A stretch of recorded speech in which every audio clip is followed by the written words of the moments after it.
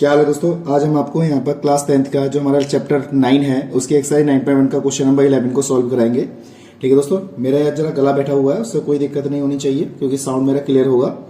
ठीक है दोस्तों, अगर कोई परेशानी है तो मुझे कमेंट में जरूर बताइएगा। ठीक है दोस्तों, तो सबसे पहले हम क्या करते हैं, क्वेश्चन नंबर हमारा जो 11 है इसके हम लैंग्वेज पढ़ लेते हैं। हमारे पास यहाँ पे क्या दे रखा है, तो ये दे रखा है एक नहर के एक तट पर स्थित एक टावर है। इस टाइप से उसका चित्र भी दिया हुआ है यहाँ पर, ये वाला।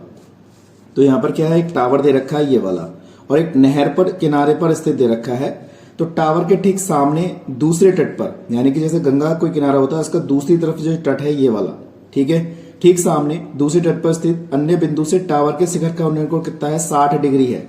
यानी कि तट पर स्थित दूसरी तरफ क्या है, टावर पर स्थित जो है टावर से दूर 60 डिग्री के कोण पर दे रखा है। इसी तट पर एक बिंदु से 20 मीटर की दूरी पर एक बिंदु को मीनार के पाद बिंदु से मिलाने वाली रेखा पर स्थित एक अन्य बिंदु से टावर के शिखर का उन्नयन कोण 30 डिग्री हो जाता है। ये वाला कोण कितना हो जाता है, 30 डिग्री हो जाता है।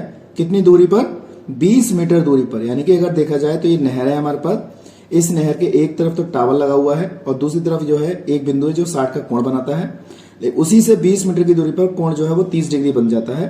कह रहा है टावर की ऊंचाई और नहर की चौड़ाई बताइए। तो नहर की चौड़ाई हमें पूछनी है, यहां से लेकर यहां तक कितनी दूरी पर है ये, और इसकी नहर की ऊंचाई बतानी है, यानी कि ए बी का मान भी ज्ञात करना है। ठीक है दोस्तों, तो देरी न करते हुए स्टार्ट करते हैं। चैनल पहली बार आए, चैनल को फॉलो कीजिएगा, सब्सक्राइब कीजिएगा और वीडियो को यार शेयर कीजिएगा। तो यहाँ पे लिख देते हैं सबसे पहले जो चीज हमें दे रखी है। देखिए ये वाला एक टावर है, इसकी जो ऊंचाई दे रखी है वो हमें क्या करनी है, ज्ञात करनी। तो हमने इसको यहाँ पे एच मान लिया इस तरीके से।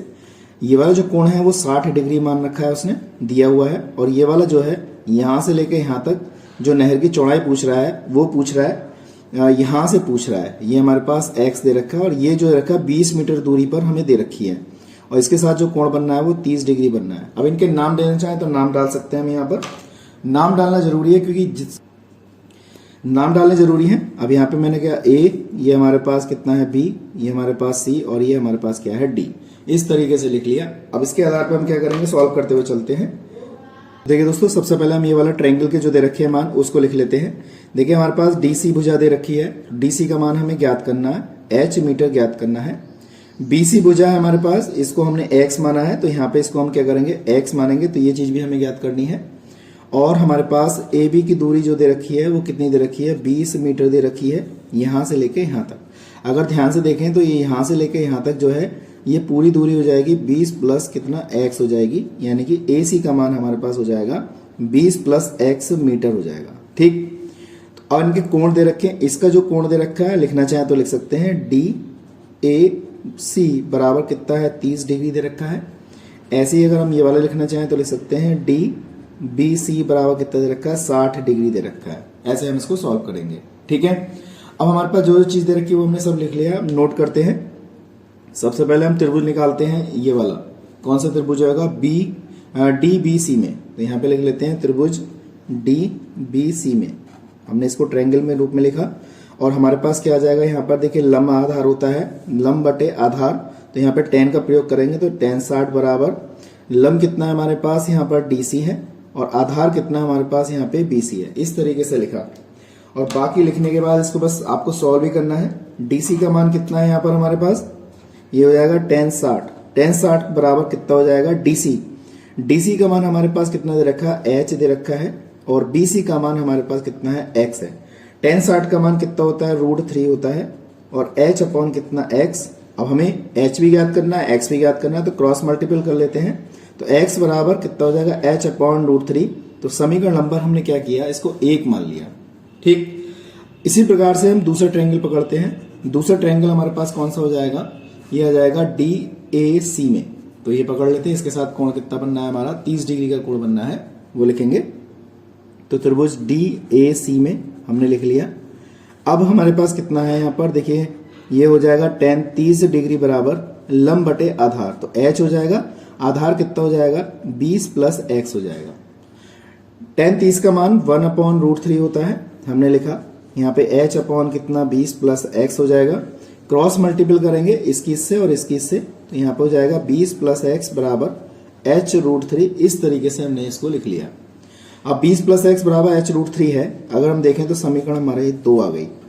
क्योंकि हमें x का मान भी ज्ञात करना है और h का भी मान ज्ञात करना है। तो सबसे पहले हम क्या करते हैं, x का मान ज्ञात करते हैं। तो देखिए x का मान ज्ञात करने के लिए हमने ये समीकरण ज्ञात करनी है और ये वाला, तो इस x का मान निकाल के यहाँ पे लगा दीजिए तो h का मान ज्ञात हो जाएगा। ठीक है, तो हम सबसे पहले क्या करते हैं, h का मान ज्ञात करते हैं तो x की जगह पे ये वाली वैल्यू लगा देते हैं। तो देखिए 20 प्लस x की जगह क्या लगा दें, h/√3, इस तरीके से लिखा। और h√3 हमारा ये है, h वाले पद सब एक तरफ ले जाओ, ये वाला इधर जाएगा तो काय का हो जाएगा, माइनस का। तो h√3 माइनस का h/√3 हो जाएगा। इसमें से देखिए h कॉमन आ रहा है तो मैंने h कॉमन निकाला, √3 माइनस 1/√3 इस तरीके से लिखेंगे। तो 20 इक्वल टू कितना आ गया, यहाँ पर ये एलसीएम लेते हैं तो रूट हट जाएगा, माइनस का 1/√3 हो जाएगा। तो ये हो जाएगा 20 बराबर h इंटू 2 में कितना, √3, इस तरीके से लिखेंगे। क्रॉस मल्टीपल करेंगे यहाँ पर ऐसे, तो ये हो जाएगा 20√3 में 2 इक्वल टू कितना, h, 2 से काट देंगे तो हमारे पास 10√3 बराबर कितना, h आ गया। यानी कि अगर देखें टावर की जो ऊंचाई आ गई वो 10√3 आ गई। ठीक है दोस्तों, आप चाहें तो यहाँ पे √3 का मान लगा सकते हैं 1.732। ठीक है दोस्तों, तो 10 इंटू 1.73 इक्वल टू h, इस तरीके से भी आप यहाँ पे इसको लिख सकते हैं। और यहाँ पे इसके जो आएगा 17.3 मीटर इसकी टावर की ऊंचाई आ जाएगी। ठीक है, तो हमने ऐसे भी ज्ञात कर लिया। अब x का मान और ज्ञात करना है, वो भी लगा देते हैं। x का मान क्या करेंगे हम, समीकरण नंबर 1 में पहले h का मान जो हमारे पास ये आया है, हम इसको समीकरण 1 में लगा देते हैं। तो समीकरण 1 हमारे पास ये है, तो यहाँ पे लिख लेते हैं समीकरण 1 में h बराबर कितना आया था, 10√3 आया, 10√3 लगा देते हैं। तो x बराबर h/√3 हमारे पास ये है। तो h का मान लगाएंगे 10√3/√3, रूट से रूट कैंसिल हो जाएगा।